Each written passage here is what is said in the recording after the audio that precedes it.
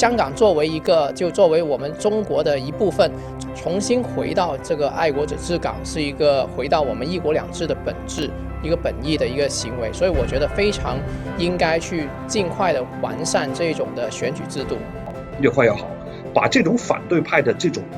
污泥种把它彻底的清除出去，不光是清除在选举制度之外，而且应该清除到我们的整个管制团队、管制机构之外啊，还原我们一国两制政治制度和选举制度本来应有的那个很清净的、很清明的那种状态。这样的话呢，香港才能够重新收拾起来，然后的话呢，把我们的所有的精力投放到应该投放的经济民生的改善，融入国家发展大潮。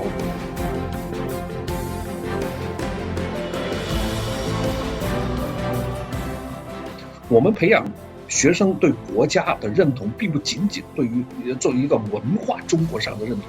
同时我们应该去教导他是对于一个当代的中华人民共和国的认同，这是最根本的。香港的教育现在要拨乱反正，要对国家有更多的认识，甚至我们要教育我们的年轻人要去建设祖国，